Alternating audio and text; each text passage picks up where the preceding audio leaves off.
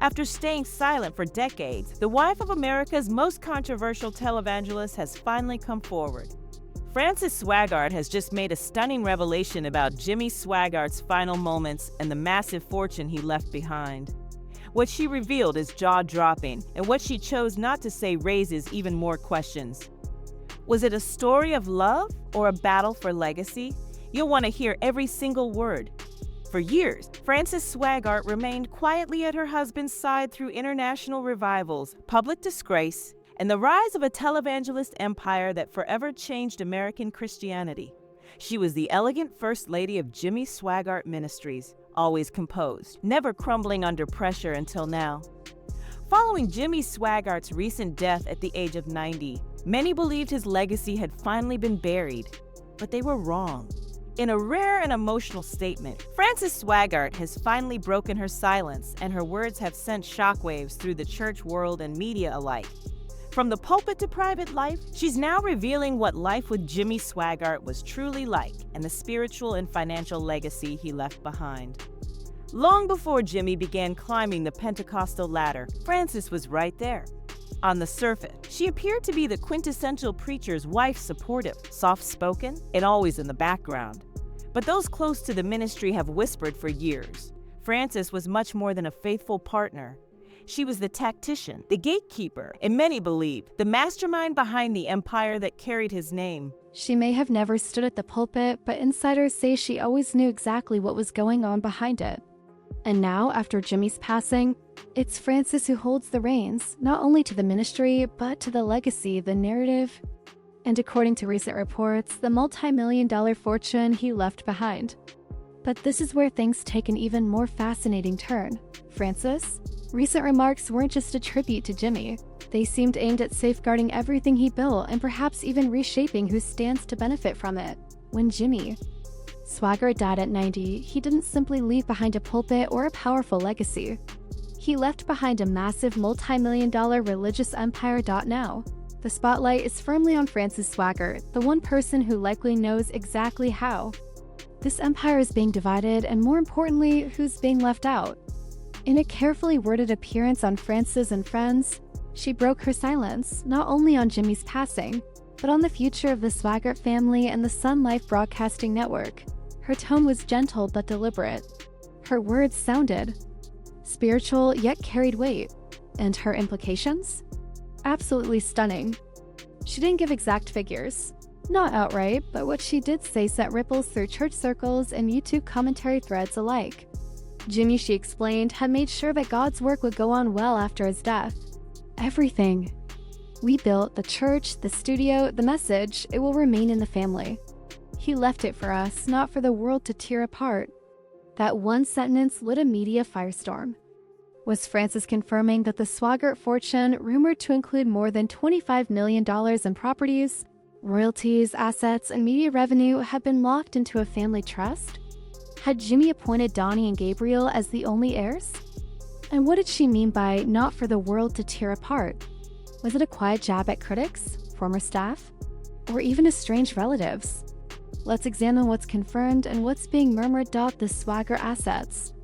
Jimmy and Frances reportedly owned a number of properties, including a luxurious residence near the family worship center and Baton Rouge. Ministry vehicles, private recording spaces, and the Sun Life Broadcasting Network's expansive media facilities weren't just tools of the trade, they were valuable assets, estimated to be worth millions.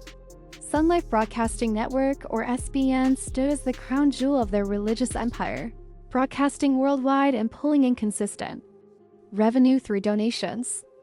According to one unnamed source who reportedly spoke to a Christian news outlet, let's just say not everyone feels they got what they had coming.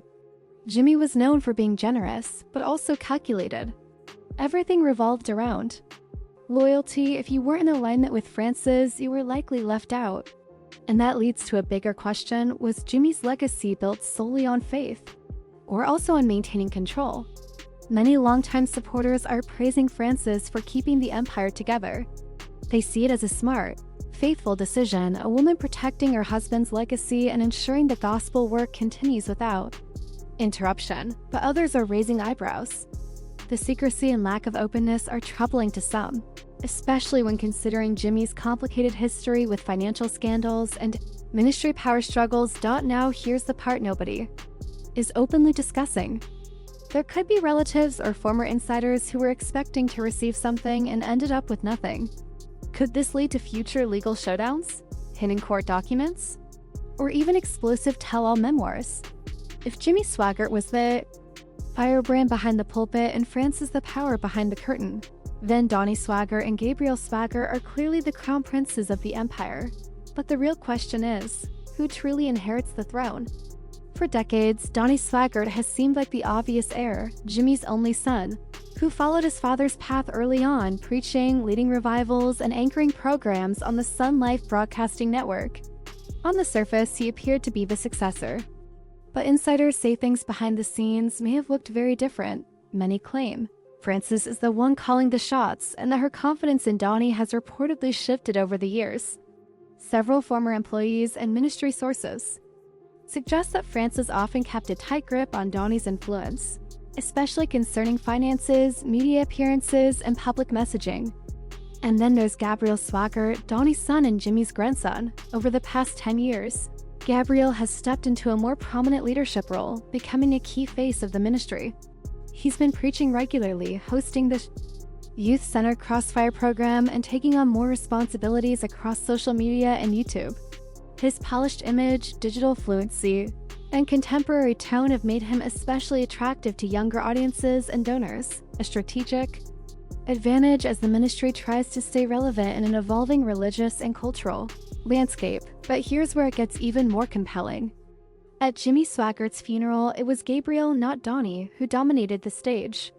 Gabriel was portrayed as the future of the ministry, a strong indication that the organization could be transitioning toward a younger leader. Frances herself introduced Gabriel with glowing praise, calling him a young man who holds his grandfather's anointing in one hand and his future in the other. That's likely why her statement came across so direct, so emotionally loaded. It felt like a message not only aimed at the public, but also directed inward toward her own family. We're not letting this go. But the bigger question is, how long can they hold on? And here's where things get even more tangled. Running a global Christian media ministry doesn't come cheap.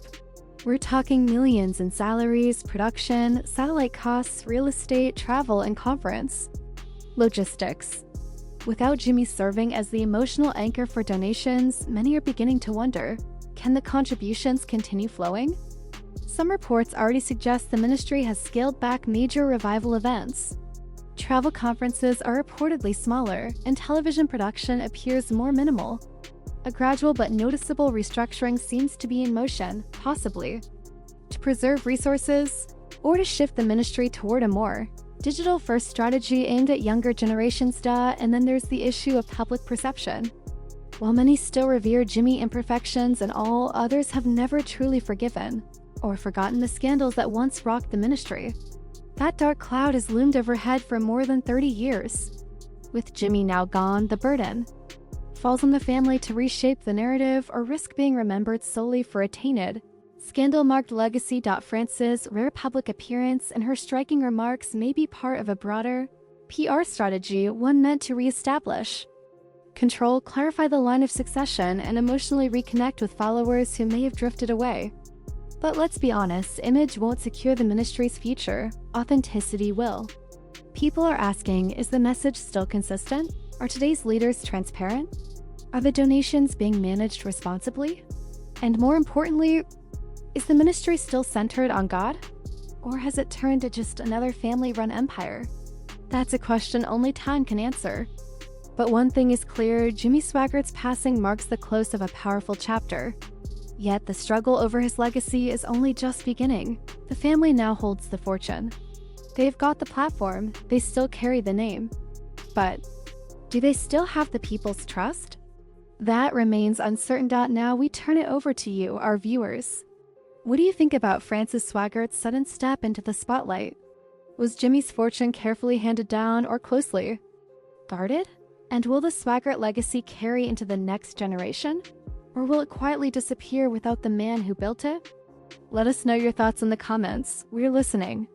And don't forget to like, subscribe, and share. If you found this deep dive revealing, Hit the bell icon so you never miss another expose from the tangled world of faith, fame, and the fortunes that follow. Until next time, stay curious and always question what's left behind when the spotlight fades.